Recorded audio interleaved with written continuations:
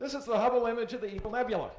And as we heard a minute ago, it's become something of a modern icon. It's appeared on covers of magazines around the world, movie screens. If you watch The Big Bang Theory, it's there on the window in the back of Sheldon's apartment. I got the sense that this was going to be an interesting trip, something other than just your normal piece of science, when after the press conference where we released this, I got a phone call. And it was a phone call from CNN, and I thought, that's kind of cool. And they wanted me to come by the studio and do an interview. I said, sure, why not? So I went in and I talked to them, and they were very intelligent, reasonable people. We talked about the science. We talked about everything that was going on here. And then they put me in front of the camera. And when they put me in front of the camera, the very first question that they asked me, sitting there on live national television, was, we understand that you took a picture of the face of Jesus. What do you think of that?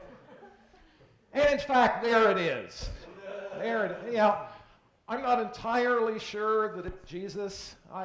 George Washington, maybe Jerry Garcia, whatever. But it certainly looks like a face. And it's possible to look at that and not see a face. It's not a face. It's just meaningless texture on the surface of that cloud. But that's where our brains go. You look at it and you see face. Now, that was really only a hint of what was to come, because, the science in this was interesting. What you're looking at here is a region of star formation about 7,000 light years away. If you could go back in time about 4.5 billion years and look at where our sun and solar system formed, this is kind of the environment that you'd see.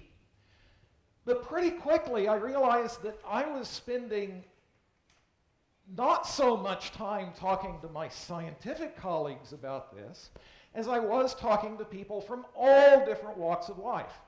I heard from artists, I heard from musicians. I don't know that I heard from belly dancers, which is a shame. And they all wanted to talk to me about this image. And in fact, I have to say, they even brought me things, all manner of things. So, for example, would anyone like a beer? Got a nice beer stein here. And in fact, they loved it so much they put it everywhere. What can I say? All of this got me thinking, what is it about this image that was touching people in that way? What was it about this image? And so I started paying attention to what they were saying. And I heard them talking about pattern. And I heard them talking about meaning. And I heard them talking about beauty. And even though they didn't understand the science the same way that I did, they did have a sense that this was connected to them, that somehow this image had something to say about what it is to be human, and they felt that connection. And I realized that those were all of the same things that I was experiencing when I looked at that image. That what they were seeing was they were seeing pattern, meaningful pattern, in the midst of the complexity of nature, and they were feeling a connection. And after all, isn't that what beauty is? It's kind of a remarkable thing that we're in the room today. And I don't mean remarkable that you actually got up on a Saturday and came down here to do this. I mean that as a species that we are here. Because if you think about it, for us to be here today, our ancestors had to do three things, and do them really well. First thing they had to do is they had to eat. Let's face it, not eating is a really good way to wind up no longer a part of the gene pool. They had to avoid things that wanted to eat them. And, now I guess this is a G-rated crowd, they had to reproduce. And so there we have it. This is a program about that which sustained us. We've got food, we've got safety, we've got sex. We're all done, right? We are now sustained. And that'd do it were it not for another thing that they had to worry about. And that is that all the other animals were out there trying to do the same thing. And so not only did they need to eat and avoid being eaten and reproduce, but they had to do it better than their competition. Now, different animals approach this in different ways. I mean, some are bigger, stronger, faster. Some are really stealthy. Some are just so prolific that they just, overwhelm everything. That was not our strategy, though. We had a different strategy. What we did is we looked at the world and we understood it. We looked at the world and we found pattern in the midst of the world's complexity.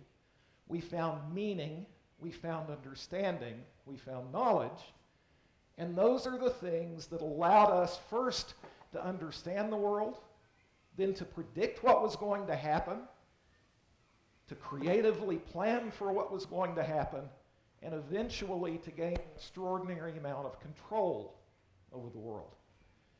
In other words, our strategy for survival was knowledge. Now, think about that for a second. Beauty. Beauty is kind of a strange concept. This business of seeing pattern in the midst of complexity, feeling connection, that's pleasurable to us. And that's kind of a strange thing. Why is something as abstract as beauty a source of pleasure? Because pleasure is our reward for doing things that let us survive. It's our encouragement. Food is pleasurable. Sex is pleasurable. Those things are pleasurable because pleasure encourages us to do them, and that's why we're here. Beauty is pleasurable because the appreciation of beauty was the strategy that our kind chose to survive. Beauty belongs on that list, beside food and sex. But it didn't stop there, because beauty may have started as a strategy for survival. But once we appreciated beauty, it kind of developed a life of its own. And from that emerged music, art, literature, in some sense even culture. All that sustains us is basically an outgrowth of our drive to appreciate beauty. Humans are the species that knows, that understands beauty. Now, all that's fine, except that the idea of knowledge, and here we are, art and science, which kind of brings me back to that. So what about art and science? What's going on here? Why is it that all of these artists were so interested in my work? It's pretty obvious that art and science scratch the same itch. And if I say my job is to go out and look at the world, to find significant patterns and to communicate those, what am I? Am I an artist or am I a scientist? I'm both. That's who we are. That's what we do. Humans are the species that knows. But knowledge is kind of a funny thing. Knowledge is kind of a slippery notion. I want to let you in. I'm going to tell you all a secret. And the secret that I'm going to tell you is the following. Some of what you know, come on, there we go. Some of what you know is just fine, but some of it isn't. And here's the real rub. You don't know which is which. And in today's world, that's kind of a dicey place to be. Now, how many of you in the room are not parents? I want you to look around because the people who currently have their hands up, they're the ones who are buying after the program today because they've got money. As for the rest of you, and by the way, here are my 3 daughters. The story that I'm going to tell, I'm not going to tell on any one of them particularly because things like this happened with all of them, and I suspect that you all who are parents have had this happen as well. Ever had your kid come in and having done something really just brainless, you look at them in exasperation and you say, "Why did you do that?" And you know the answer, because my friends were. And then it just plays out. I mean, there's a script. You know what the next line is. You say, well, if your friends were jumping off a bridge, would you jump off a bridge too? The answer is yes, they would. But we would too. Humans are a go-along to get along species. We find it extraordinarily difficult to go against the group of which we're a part. And there's a reason for that. We have to have knowledge. I mean, you can't even experience the world without knowledge. But we can't be expected to arrive at all of that knowledge independently. I mean, you know, if we were doing that, then we'd all still be learning to make stone tools all over again. And so the place that you immediately turn for your knowledge is to your group. It's what culture is. In the world that our ancestors knew, that was a perfectly reasonable thing to do for all of their knowledge. I mean, for most of human history, remote human history, the fact of the matter was that the world that you knew was pretty much the same as the world that your great-great-great-great-great-grandparents knew. Okay, things just didn't change very much, which means that you were facing the same kind of challenges that they were. The fact that your group was still around at all was a pretty good indication that their ideas and beliefs and culture were pretty reasonable things. And it was dangerous to turn your back on those things, because after all, if you struck out on your own, there was no guarantee that what you were going to do was going to work. And also, let's face it, we're a social species. If you're part of a group and you're the one that stands up and says, oh, by the way, all of the rest of you guys are full of it. Let's put it this way. I doubt that you just improved your likelihood of becoming anybody's ancestor. So as long as we lived in a world that was not changing very rapidly, that was a perfectly good way to know about that. Our brains grew up in a box in a world where things didn't happen all that quickly. Now, that's fine, except that that's not the way our world is. We live in a world where we see more change in a month than our ancestors did in lifetimes. And it has a consequence. I was reading a study a while back. It was a study of businesses that failed. And the conclusion it came to, here it is verbatim, 81% of the loss of shareholder value can be traced to a single cause, underestimation of strategic risk. That's business school speak. Let me translate. 4 out of 5 businesses that failed did so because they didn't recognize that the light at the end of the tunnel was in fact the headlight of the oncoming train. That's the way it works. 4 out of 5 of those failures were ultimately failures of knowledge. They were failures in the way that people were approaching the knowledge upon which their success depended. And it's pretty much the same. Now, you could say the same thing about our careers, about our personal lives.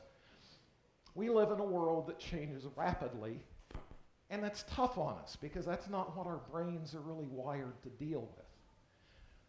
But fortunately, there's a hope. There's a way out of that box.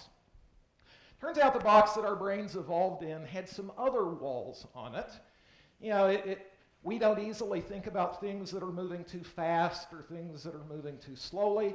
We don't easily think about things that are too small or things that are too large for a really obvious reason.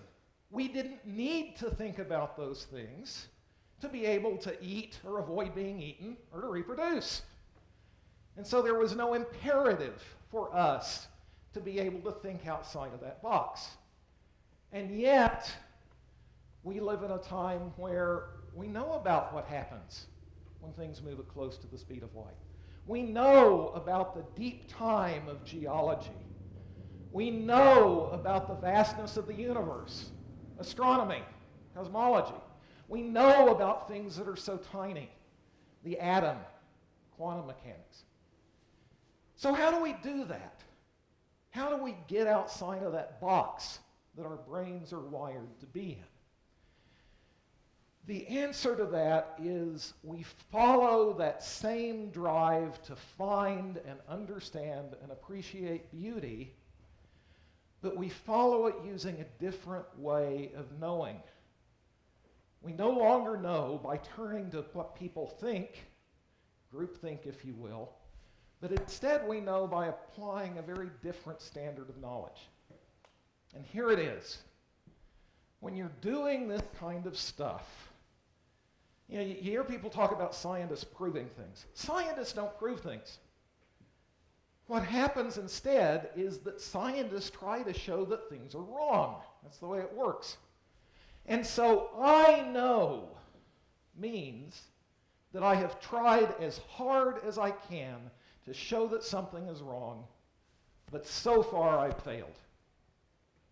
That's knowledge. That's the approach to knowledge that took us outside of that box.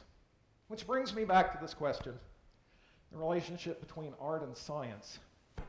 I talked about how they're similar, that they're both scratching this same itch that we have to understand the world, but they're also clearly different. If you're an artist, what you do is what we just saw earlier in the program. You perform, people appreciate what you did, they applaud. Art is subjective. Art is about experience. Art is about opinion. On the other hand, science concerns itself with a different kind of question. Science talks about things that are not a matter of opinion.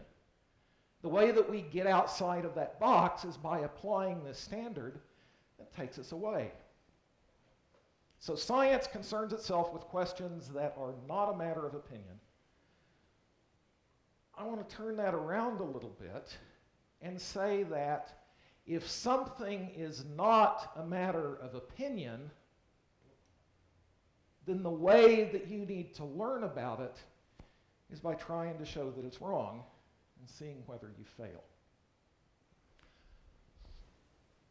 Let me sum it up for you a little bit, put it in terms that kind of hopefully you'll carry away. If you really care about something, if you're dealing with something that's not a matter of opinion, it might be your business, it might be your career, it might be whether your website crashes when more than 12 people try to use it.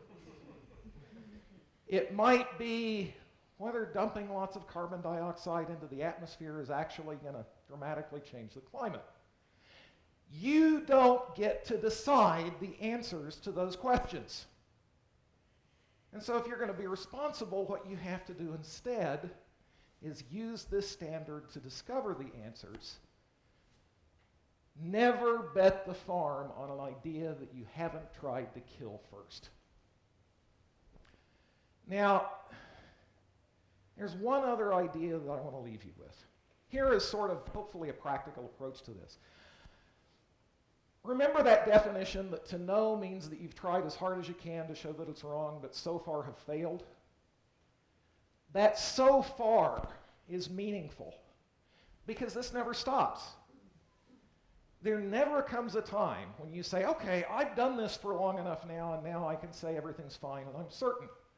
It doesn't work that way. Because in fact, think about it. If I say I am certain, really what I've said is that there's nothing that can make me change my mind. If I say I am certain, what I've said is that there's no way anymore that I could ever discover that I'm wrong. If I say that I am certain, there's no way I can discover that what I said was wrong, so how can I claim to know that it's right? Certainty is the antithesis of knowledge. The minute that you say that you're certain, you've given up the claim to imagine that you know anything at all. And that's especially true in today's world. Albert Einstein, everybody quotes Albert Einstein. Albert Einstein very famously said that insanity is doing the same thing over and over again and expecting different results. Okay?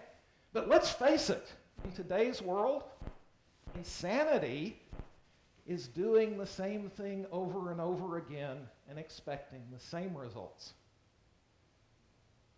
That's our reality.